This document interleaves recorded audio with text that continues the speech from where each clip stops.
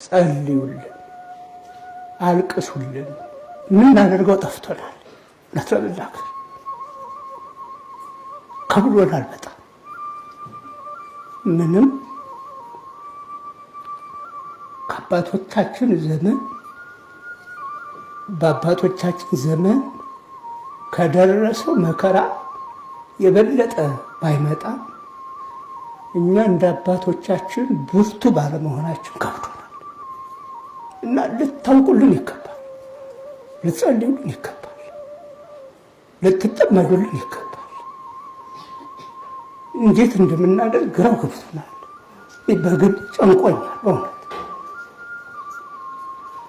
በዚህ ስንለው እንደ ሀገር ደረጃ ቤተክርስቲያኗ የምትሆነውን ብታዩ ይገርማል። በማንም ብናመካኙ አይጠቅመንም። መሪዎቹ እንዲሆነው ነው፣ ፖለቲካው እንዲሆነው ነው ብለናል። ልክ ነው።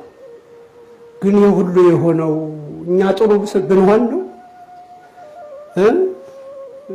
የኛ ኃጢአት እኮ ነው የሚያስደበድበን። እየፈረሰች ነው ቤተክርስቲያኑ። የሚያልቁት የሚጎዱት ምዕመናን በጣም ብዙ ናቸው እና በዚህ ጊዜ አባቶቻችን፣ በዚህ ጊዜ እናቶቻችን በልብ በሰቂለ ህሊና ሆናችሁ ጸልዩልን፣ አልቅሱልን። ይህ ምን ያህል እንደሚያበረታ እናምናለን።